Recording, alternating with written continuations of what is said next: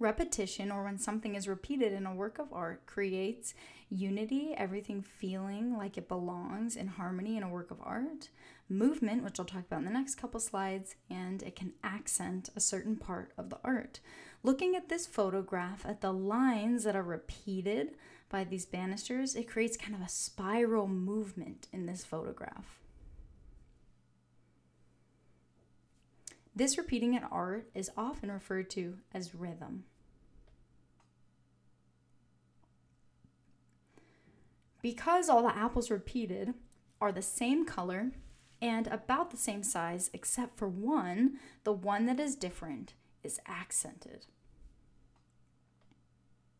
When you accent one aspect of the art, you create a very clear focal point.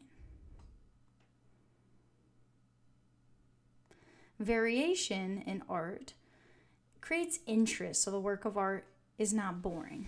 If you look at these popsicle sticks, they're all about the same.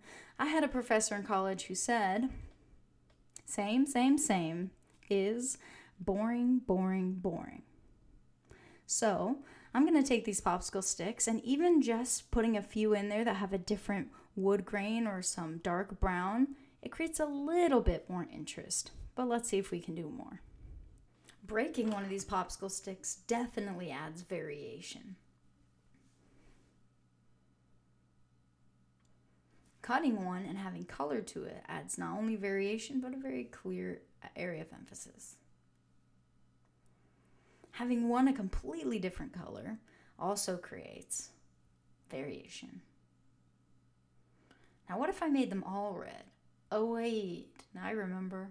Same is boring, boring, boring. Here's a couple ways, again, to create that variation, where we have that repeating, but some are also a little bit different, and this creates visual interest.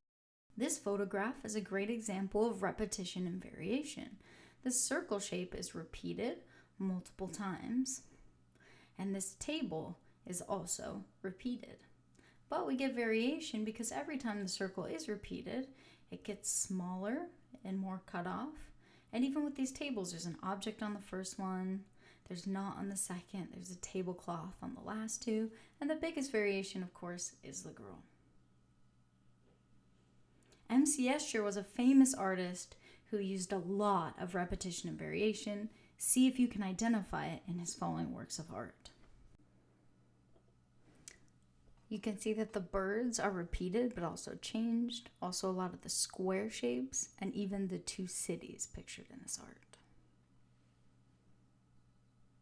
In this one, if you look at the men running down the stairs, they're repeated but they slowly change. They turn into the pattern on the floor, which slowly morphs into the cubes in the upper left.